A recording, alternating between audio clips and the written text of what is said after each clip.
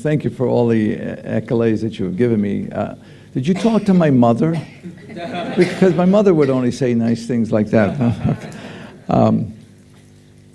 I am really excited to be here in Singapore. I was invited by the A-Star Group to understand how you guys do business here in this country. I've been here before. We did some of our very first surgeries in the field that we're working on here in Singapore about 8 years ago. I've always enjoyed visiting here, but I've never seen it like I've seen it now, where I see a group of people from all fields working together, be it medicine, be it, I think I'm working on 2 mics over here, be it in medicine, be it in finance, be it in technology, but you all seem to work together for a common goal.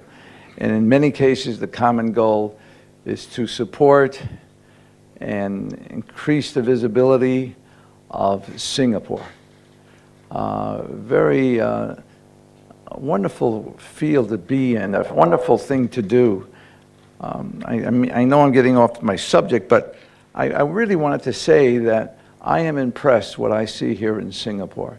And I congratulate you and this country as it celebrates its 50th birthday. Wow, you've accomplished a lot in a short 50 years. So congratulations to you and your country. Now, I'm from Minnesota. I don't know how much you know about Minnesota, other than that it has a lot of snow. Okay?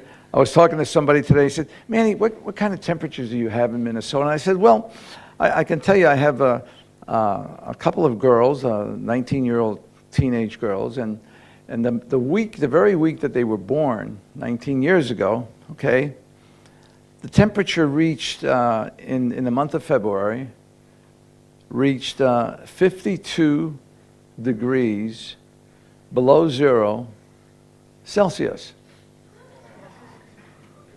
And they say, well, wow, how cold is that? I said, well, first of all, if you take a glass of water and you throw it in the air, by the time it reaches the ground, it's already ice. But more importantly, it's great. And they said, what's so great about it? I said, well, people go fishing at 52 degrees below 0. What do? Well, they have huts, and they go to big lakes, and they will park 10 to 15,000 cars on the lake. That's how cold it is. That the ice is thick enough to withstand 15 to 20,000 cars. And then they drill a little hole, and they put a little fish line in there, and they stand on I mean, it's amazing. I wasn't born in Minnesota, okay? So let me just say that, all right? And they go fishing, and they do this. So anyway, but we have a lot of other things, and I want to kind of share that. And what I want to share is the medical technology side of Minnesota, because it is the place, really, where open heart surgery began, things that we take for granted, cardiac surgery, etc. So let me walk you through a few things like that, and then take you to what I feel are some of the challenges of developing medical technology. And finally, if I may, share a few thoughts on the work that we're doing here, which, as I mentioned before, began here in Singapore. First of all, for my background, just a little bit, we were talking about CPI and Guidant, which, by the way, is bigger than St. Jude Medical. You have to remember that. It's a very, very, very, very big corporation. And if you ever come to visit me, I will take you to the birthplace of these companies that we're talking about. Yes, we did do St. Jude Medical, the most commonly used prosthesis in the world. There's probably 2.5 to 3 million people walking around with that. Became the standard. We then also did the ATS valve, which was an improvement. 15 years later, we made an improvement on the St. Jude valve, and in my opinion, is now probably the best mechanical valve in the world. I've worked with surgeons all the time, And I'm proud and pleased to say that we established the Lillahai Surgical Society to honor a man that I will mention many times in my presentation as the father of cardiac surgery. The major thing that I learned from him is that you can't do anything until you take risk. And I want to talk a lot about taking risks if we're going to do things, okay? I think you mentioned the fact that I received a Living Legend of Medicine Award from the World Society of Cardiothoracic Surgeons. And I'm very proud of that because it means that I've accomplished what I wanted to do, and that is to be a person that helps the surgeon. And what I do is to deliver products to that surgeon that they use every single day. Done other things in businesses. And finally, one of the things I really love is the fact that all of us at one time or another have to pay back, have to give back to the people, the institutions that have helped us. We pay back to our schools, to our parents, to in my case, the club, the boys club where I grew up in, and I was honored at the Hall of Fame of Boys and Girls Club, a charity, an entity that I take very proud of helping because they help young men and young women get off the street and make their life. Okay, so let's go to Minnesota. Let's go back in the early 1950s. You know, we take for granted that we do open heart surgery here. My father, my mother, my grandparents are going in for heart surgery. But there was a time when you couldn't get into the heart. All right? There was nothing to support a system that would allow the surgeon to go and open a heart and be able to work on it. There was no such thing as a heart-lung machine or something like that. Think about that. So what did you do? What happened? So let's go back in the 1950s when John Lewis, using hypothermia, that is to say the cooling of the body, to try to get in to treat a patient with in this case, children, very young children, that had some heart defects. And of course, hypothermia, what do you got? You got a lot of snow out there in Minnesota, and there we are. But he went in and did the first open heart surgery using hypothermia, okay? And what that meant was basically that in 1952, he took a young child, 5-year-old girl, okay, and just put her in a pan, a water trough that was used to give water to horses and cows and things like that, filled it up with ice and put the child in there, and through hypothermia was able to get enough time to be able to do a repair in the heart, because they need at least a minimum of 20, 30, 40 minutes, and they were only getting, the best they could do without hypothermia was maybe 5 to 10 minutes, and they couldn't repair the hearts. So he took Jacqueline Johnson at the age of 5, did the surgery, discharged her, sent her home 11 days later, and now 63, she's living in Florida. Okay? Now, you couldn't do that all the time. So Clarence Dennis, okay, from the University of Minnesota,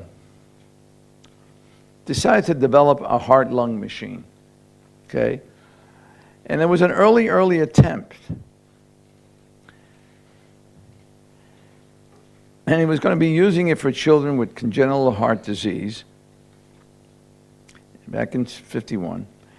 And he did 17 patients, and they died. 11, in fact, in the operating room. Before he even got out of the operating room, they had died.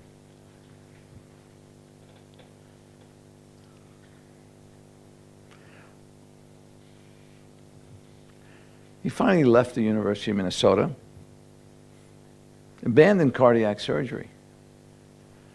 And I would too. If I did something in which I lost 17 children, I probably would have done the same thing. But there had to be one thing in all of this, and that is persistence. Along came Dr. John Gibbons, and he did the first successful use of a heart-lung machine. In fact, it was called a Mayo Gibbons machine, and I happened to work early years, I was working with that machine. He did the first defects closure in a young lady, and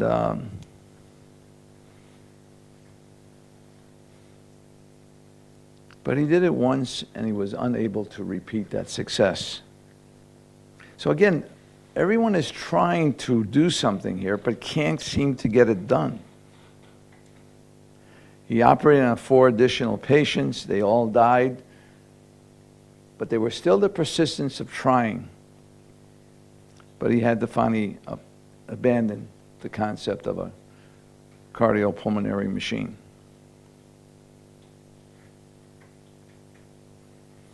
He left cardiac surgery. He died playing tennis 20 years later. And that was probably the end of attempts to do a heart-lung machine. But the lesson, as I was saying, was persistence. Where do we go from here? This gentleman came along, Dr. C. Walton Lillehei. It was obvious that something different had to be tried. Now, this is probably beyond the imagination of most people. What he did is say, why do we need a machine? Why don't we just take a human being? In the case of the animal studies that he did, he took a second animal. Okay? He put the animal here, put a second animal there, connected him with a simple pump that came out of a farm that handled milk. And working in his lab on various animals, he finally ended up going to his boss, Professor Wagenstein, the chief of surgery at the University of Minnesota at that time, and asked him permission. And so on the night of March 25th, 1954, okay, his boss said to him, Dr. Lillehei, dear Walt, by all means go ahead. And what he wanted to do was to work on a child and use the mother or the father as the pump. Well, you can imagine how many people thought that was crazy. Because for the first time, you were doing an operation that you may have 100% mortality. No. You may have 200% mortality. Okay? He was ostracized. He was threatened to be put in jail. But he pursued it. He was persistent. Okay? He asked his partners, Dr. Cohen and Dr. Warden, to help out. And he said to them, look, I'll take care of the baby. You take care of the father. And we're going to connect them using a pump from a farm in Minnesota. So there we go. We get started. And we're doing at first what we call cross circulation. March 26, 1954. There's the child. There's the father. Now, if you remember, he told this Lillehei, he told both Cohen and Warden, you guys keep an eye on the father. I'll take care of the child. Okay?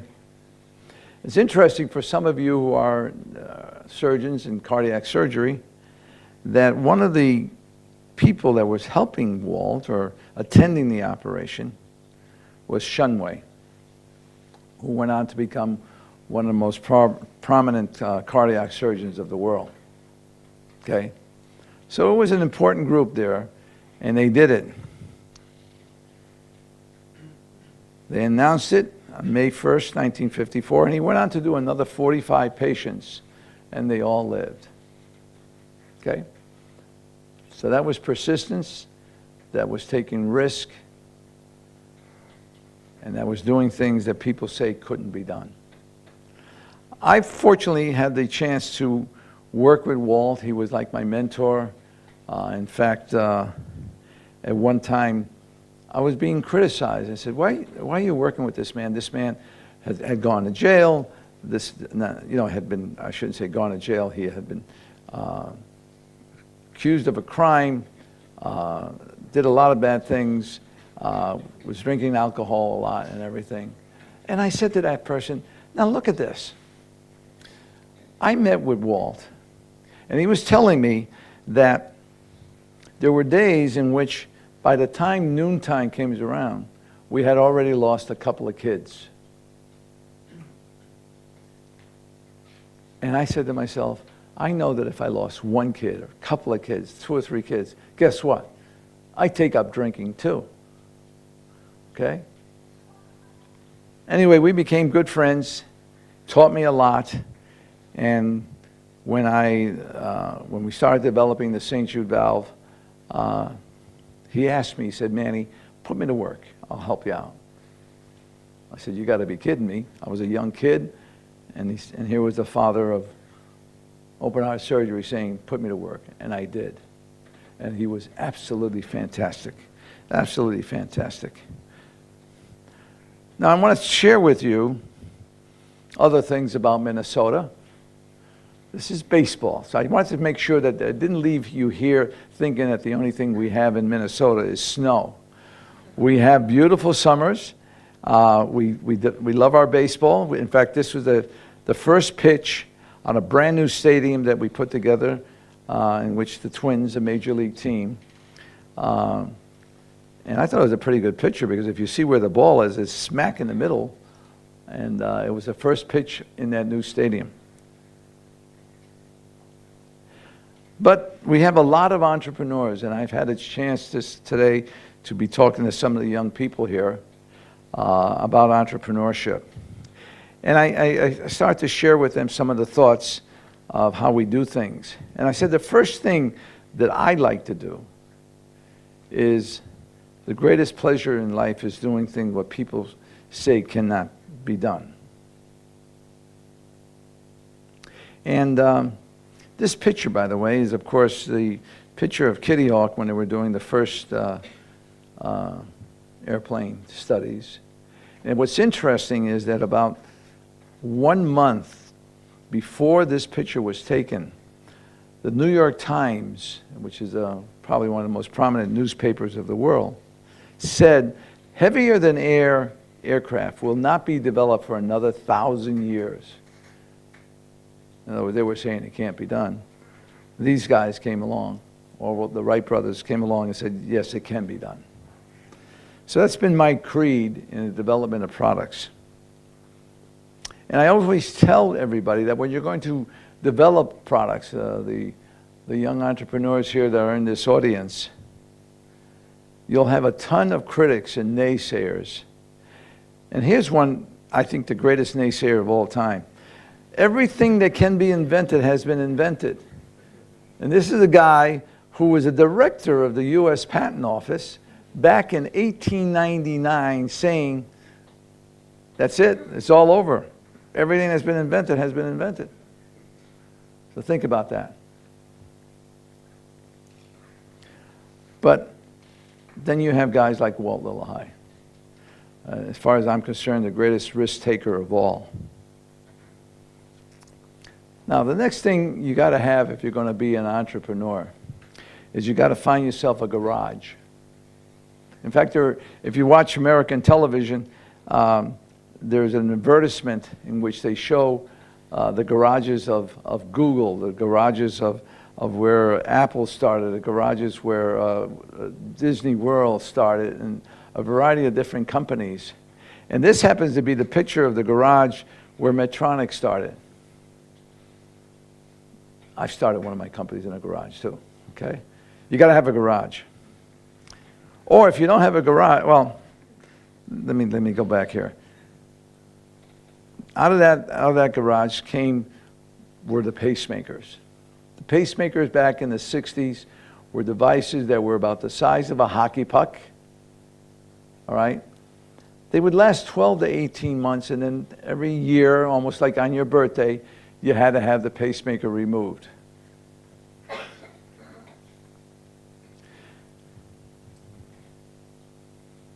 Now, the second thing you got to be or do if you're going to be an entrepreneur is you got to believe in yourself. You got to believe that underneath this shirt, or in you ladies, the blouses, okay, there is a big red S. You got to believe that you are better than the average Joe or the average Jane, okay? All right? I saw some young people out here. I had the opportunity to spend about an hour with them just chatting and talking about entrepreneurship. And I saw people there that really said, look, I'm better than the average person. First of all, there were some young people out there, yes, I have my doctorate degree already. And I'm looking at them and I'm saying, when I was your age, I probably was thinking of getting out of high school, never mind getting a doctorate degree, okay? And there are people that I saw there that are better than the average Joe or Jane. So with that belief, I went after developing a better pacemaker. I mean, pacemakers lasting 12 months was not the way to go. And I formed a little company called CPI, which became Guidant.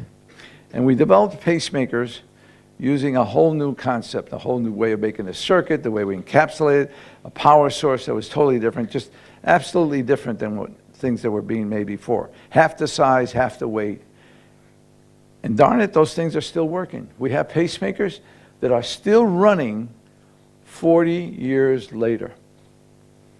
If you come to my office or to my house, I'll show you pacemakers on heart loads that are still working over 40 years, okay? So don't tell me we can't do things. We can do things if we really put our mind to it. That, of course, has now been the new standard of the world, making pacemakers using lithium. In fact, when I was doing this, Medtronic and others were trying to make pacemakers using atomic power. Now, could you imagine having 500,000 pacemakers today? That's how much are done per year, 500,000 pacemakers, and with atomic power. You know, forget about it. Who needs the atomic bomb? We got it right outside, okay? All right? But we came up with this way of making a pacemaker, and you can do it. And what we did was not just use a new power source. Yes, we used the lithium iodine power source, but we changed the way we made circuitry. We were the first company to make a total sealed hybrid technology, okay? Integrated circuits, etc. We were the first company to take and be able to hermetically seal, so nothing was getting into that pacemaker. And these were all of the different things that made that pacemaker last a long time. And we worked very closely with a company called Great Batch Limited, which I understand is also an entity here in Singapore. Somehow or another, I always come back to Singapore. I don't get this. I have to start looking at the stars and saying, why am I going to Singapore again and again? Now, I was fortunate to have people helping me. As I mentioned, Lillahai was one of my mentors. There was also another gentleman named Dmitry Nikolov, another surgeon, a young surgeon who studied under Lillahai. And we went after an idea of making a better heart valve.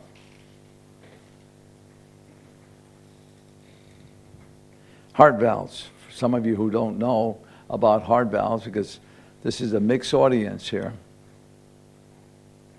we have 4 heart valves in the heart. I say that like, Manny, everybody knows that. Wrong. When I started in heart valves, it was because this gentleman, Nikolov, came to me and said, Manny, you've done pacemakers, you've done that, now let's go and do heart valves. And I said, crap, I don't know anything about heart valves. I couldn't even name the 4 heart valves in your heart. And I suppose what I'm trying to tell this story is that some of you young entrepreneurs will come across things that you want to be doing or should be doing, and you may not know about it, but you got to stop, read, listen, and learn. And so I'm going to do heart valves? Yes, Manny, we're going to do heart valves together. And we did that. So I first had to learn the heart valves and what happens, and we take out heart valves and we put in artificial valves, like in this case, a ball and cage. Oh, what's wrong with the ball and cage? Well, Manny, they break, they clog up, and most importantly, they cause strokes. The old ball and cage valve, when we started doing the St. Jude valve, had a stroke rate of about 6% per year. Okay, that meant that first year there's a 6% chance you might get a stroke, but in the second year, it'd be a 12% chance. Not a good idea. Okay, so we started to work on a valve, and I can see that some of my slides are out of order here because now I'm going back to how we're going to do the different things. And if you don't have a garage, I always say find yourself a basement. And this slide seems to be a little bit out of order, and I apologize for that. But the first valves, going back to the valves, the first successful valves were the ball and cage valves. And you can see how crude they are, made out of plastic and things like that. And the first mitral valve lasted 10 years. And the one person said, how come it only lasted 10 years? It looks pretty good. I said, yeah, the guy fell off the roof. Really, the first patient that had a mitral valve, successful mitral valve, done by Dr. Starr, was working on the roof. He fell off the roof and ended the study, okay? All right? Now, I met today a young man that's going to go for his PhD at Hopkins. And he said to me, Manny, do you know anybody at Hopkins? Because I'm going there. I'm going to spend 5 years there and everything. And I said, no, the only guy I really knew at Hopkins was a guy named Dr. Vincent Gott, a surgeon. And as I take a look at this picture, I'm reminded that Dr. Vincent Gott developed this valve. And again, as you look at it, I said, Manny, no way was that put in the body. I said, yes, it was. That valve is made out of plastic, just plain old plastic. Okay? The black stuff is not pyrolytic carbon or anything like that. It's black carbon paint. And when they made it, they took a little brush and they would just paint that. The little bar in the middle is made out of plastic. This little mark over here is a little nail. Just a little teeny weeny nail, and they would just tap it in to put this whole thing together. And then finally, this occluder, this divider, is made out of a cloth, a piece of cloth, of Dacron cloth, impregnated with silicone rubber. And finally, I know you won't believe this, but the sewing ring is made out of styrofoam. And you say, Manny, come on. They put this in the body? Yes. They put in, I believe, is either 432 or 532 of these things were implanted. And some of them lasted as much as 25 years. Oh, here it is, okay? Styrofoam, sewing ring, approximately 430 were implanted, okay? And so you're saying, wow, as simple as that, Manny? I said, no, you can't make a heart valve like this today. Today you have to make a valve out of carbon and different materials that could last the lifetime of the patient. And believe me, styrofoam would not be accepted. So along came the Bjork-Shiley valve, a valve in which instead of a ball and cage, it was a little tilting disc made out of pyrolytic carbon, a very hard material. Okay? Very successful valve. Quite a few were implanted. Another type of valves were the valves made out of porcine and bovine.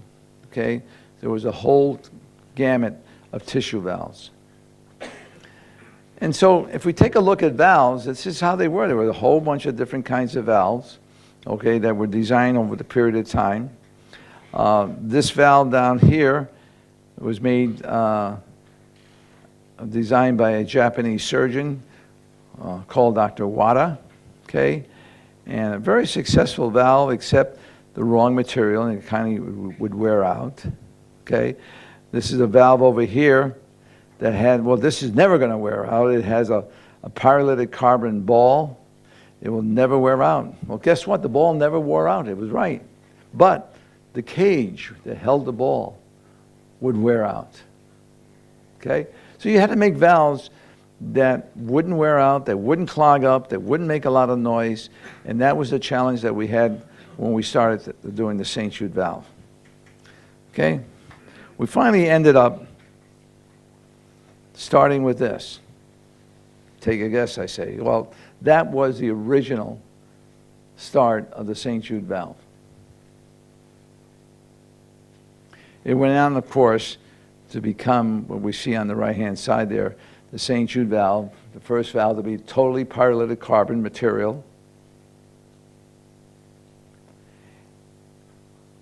Non-thrombogenic, central flow, a lot of things that made it right. And people said, gee, Manny, that was simple to do. Well, let me just tell you a story. If you're an entrepreneur, you're going to have these, what I call the times of trials and tribulations, the times where it'll never work, etc. In the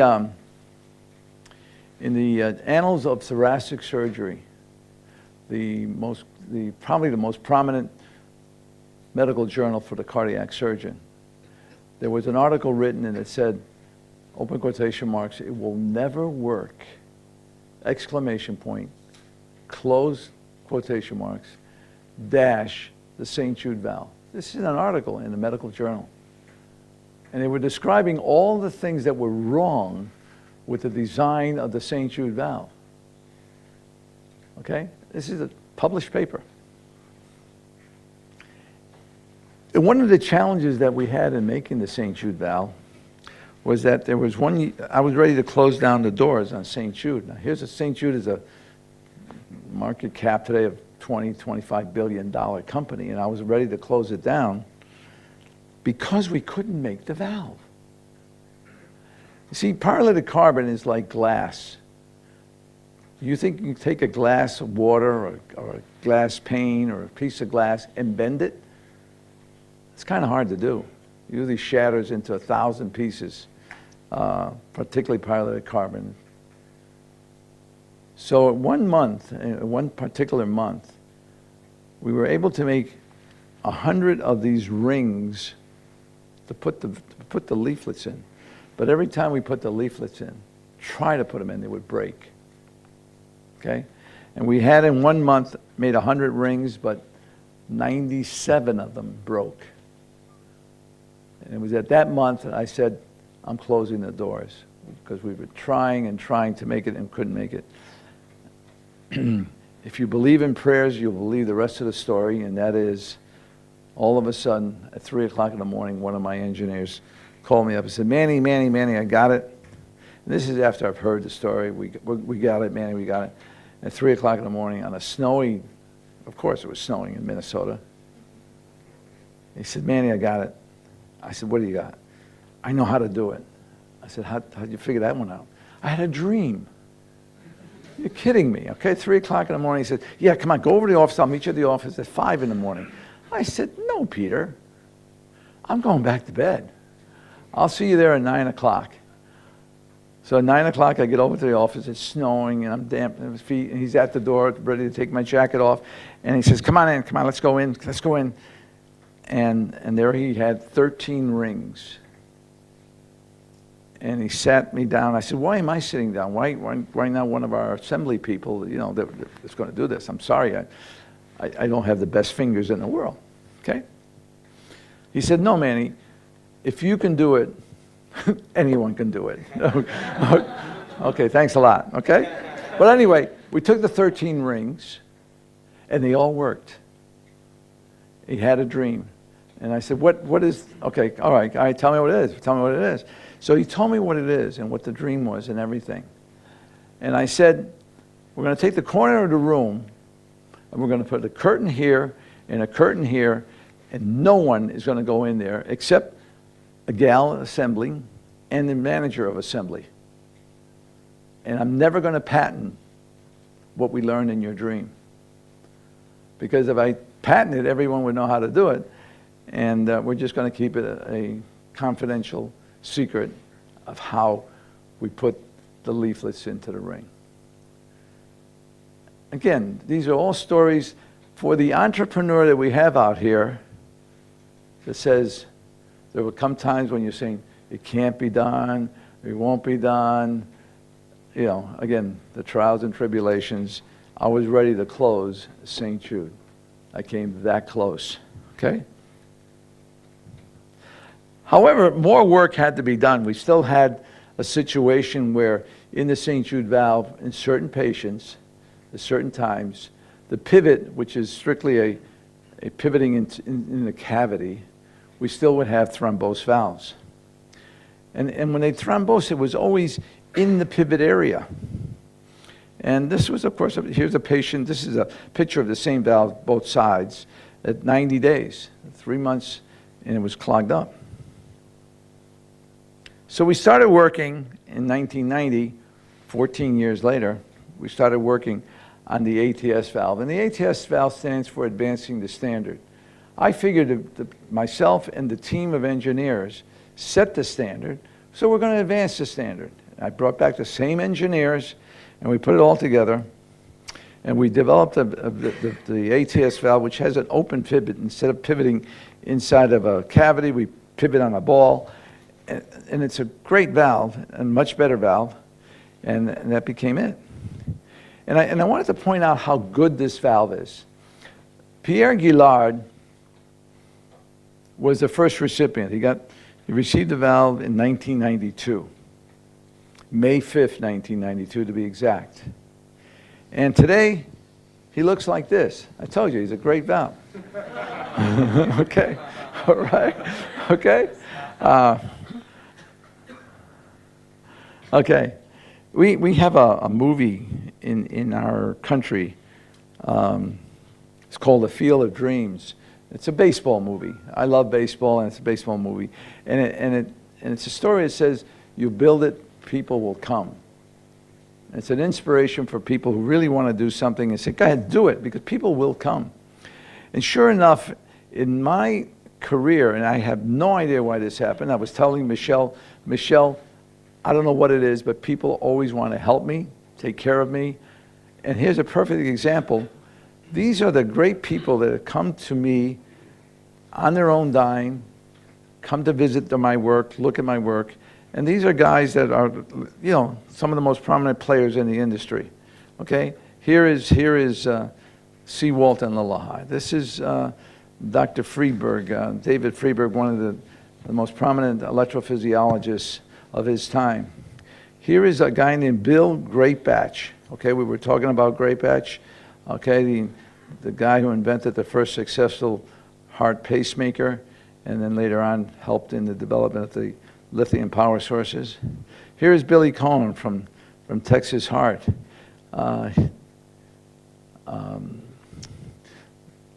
Cervic, I can never remember his last name, who invented the first stents. Here's Christian Barnard, okay, did the first heart transplants. They came to Minnesota, to visit Minnesota, to see all the work that we're doing. So again, we still continue to be what I call the mecca of medical technology, although I got to tell you, Singapore is coming in there real fast. Okay, so let me take you to the work that we're doing now, okay? In 2007, we began the work of improving cardiac coronary surgery, bypass surgery, by acknowledging the fact that when you take a vein out of a leg and you put it under the high pressure of the heart, it's going to dilate. You're going to injure that vein, and you're going to start the process, what we call hyperplasia, and the grafts are going to fail. And they fail usually in a range of 7, 8, 9 years. And we're trying to say, can we prevent that? And as we did our work, we noticed that the cardiac surgeon will often like every time, will take the internal mammary artery and put it on the front of the heart. And it's an artery, and it will last for the lifetime of the patient. So we said, why can't we take a vein and change it into an artery? Villafana, here you go again. You're trying to do things that people say can't be done. Well, what's the difference? What's the difference between the vein and the artery? Well, first of all, Manny, the artery is a little bit smaller, okay? The artery is much, much stronger, so it can handle the high pressures of the heart. Thirdly, the artery pulses. Veins don't pulse. Okay. So what so I started looking at this, and sure enough, here's what happens when you take a vein and you put it on the heart. All right, it dilates. It gets very, very big. Okay, and within as early as 6 months. Now this happens to be a picture of a baboon. Okay. You start building up hyperplasia, thickening of the walls, and finally the annulus gets so small that these things shut off. And they start as early as six months. So what we did is we've taken a single strand of nitinol wire that will give that vein the strength of an internal mammary artery. In fact, more than that, it can handle 800 millimeters of mercury, okay? And it pulses,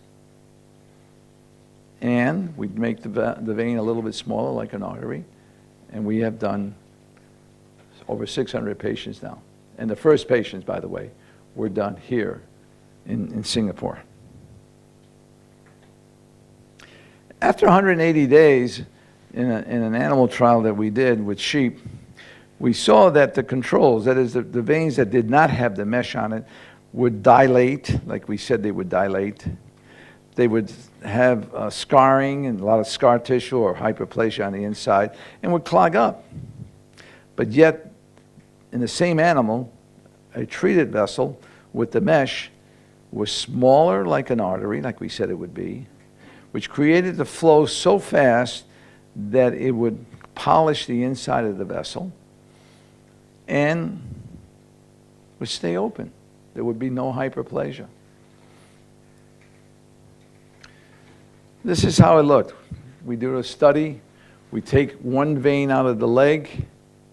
We cut the vein in half. One half becomes the control, put it in the heart. The other half we put the mesh on. And every time we look at it, if we implanted it right, this is what we would see. Number one, on the control, we would see that is the control having no mesh on it. We would see things like aneurysms. We would see aneurysms and stenosis and very slow flow. Okay. But on a treated vessel, remember in the same patient, clean as a whistle. That's our work. That's the work that we're doing right now. We even look at the same veins with the mesh here at 9 months, and at 3 years, they're identical.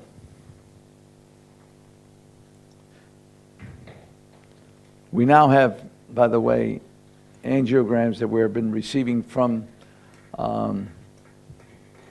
the National University Hospital here, from Cofidis, 6-year angios, and they're perfect. So we're very proud of that work that we're doing. We're still in the process of doing a clinical trial where we're trying to really work out how to implant the device. Because remember when we did pacemakers and heart valves, everybody knew how to implant a pacemaker, everybody knew how to implant a heart valve, but this is a new device that's never been done before. We have CE mark approval, and some of the most prominent centers of our country, or of the United States, I should say, are participating in this clinical trial. These are people, at least in our country and in many parts of the world, recognize these are big players. We're here in Singapore to also remind everybody that this knitted technology of nitinol can be applied to different things. Earlier this afternoon, I met with some vascular surgeons, okay, and they were excited about the fact that you could take this technology and apply it in the peripheral area. They said, Manny, when can we start doing that? I said, right now I'm trying to figure out some financial needs that I have to take care of first, but I would love to come back here and do some initial work with you in the peripheral vessel. We did the initial work in coronaries here. Why wouldn't we be able to do it in the peripheral area here? Also, the pursuit of a synthetic graft, okay? You know, we always taking veins out of the leg and stuff like that. And over the last 40 years, people have tried to develop an artificial graft. No one has been able to do it. We're standing here in July of 2015, and there is still not an artificial graft that works on the heart.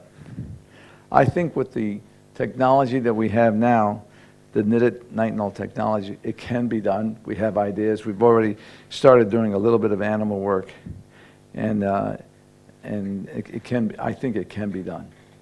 Can't guarantee you that, but we are trying. And we have the spirit that we've always had, that if people say it can't be done, we're going to go after it. Okay? But I still have to secure additional financing. The A-Star group here has been so kind as to say, why don't you come on down to Singapore and see how we might be able to do something. So we're talking and looking at that because I need to get additional capital. And I remind everybody that the work that we have done in the past, we have a long history of creating value. We started CPI, which we sold off to Lilly, spun it out as Guidant, and was sold for $27 billion. You got St. Jude. St. Jude today is somewhere, I have on this slide $11 billion cap, but I think it's more between 17 and 20 right now. Okay? We sold ATS to Medtronic for $400 million. And interestingly enough, Medtronic came back to me and said, Manny, we have a technology that we don't know how to get it to the finish line. Could you help us with it? And I said, if you give it to me, I'll do it. But I'm not going to buy it. And they said, okay. So they gave me the technology. We set up a royalty arrangement. And that's the work that we're doing right now. So, again, the conversation that I had with Walt Lillehei, the guy that I think was the greatest risk taker of all, he said to me in a conversation with me, I said, but Manny, he said, but risk must be taken because the greatest hazard in life is to risk nothing. The person who risks nothing, does nothing, has nothing, and is nothing. Boy, when I first used that, I used it at Harvard University at their MBA program. In the audience were both young students, but also some business people who had come back to get their masters. And one guy jumped out of his seat, didn't get up or raise his hand. He jumped out of his seat and he said, who the hell are you to say something like that? And the audience, the other students said, oh, went, whoa. And what they were trying to say to him, are you kidding me? You're going to challenge the guest speaker of your professor? You are in so big trouble, okay? So I said to him, I said, look at yourself. You're challenging the guest speaker of your professor. Guess what you're doing? You're taking a big risk to get your point across. And that's the risk that I'm talking about. You got to take risks like that all throughout your life. If you believe in your point, take the risk and say it in front of your professor and in front of me and all that sort of stuff. Okay? All the things you're going to be doing, you're going to be taking risks. You may be taking risks in changing jobs, taking risk in asking that young lady or that young man to get married, taking risk in raising a family, taking risks all the time is your life. But believe me, take them, because otherwise you're not going to accomplish anything. So I'm proud to say that Walt Lillehei helped me to learn to take risks. And that's what I do every single day. I'm down here with the group from A-Star and saying, gentlemen, ladies, can we work together, take a risk, work together to see if we can finish the project that we're doing on the mesh, the work that we're doing at Kips Bay Medical. Can we do it? It's going to take imagination. It's going to take risk. Okay? It's going to have to take a lot of support, a lot of teamwork to get it done. But I feel sincerely it can be done. I want to say thank you for your time and attention. I'm here to answer any questions. By the way, what's with the rocket, Manny? Okay, what's the deal here? The deal is very simple. If you're an entrepreneur, you hope that whatever you're working on will be so great that you're going to hit the moon. Okay? I do that every day. Thank you.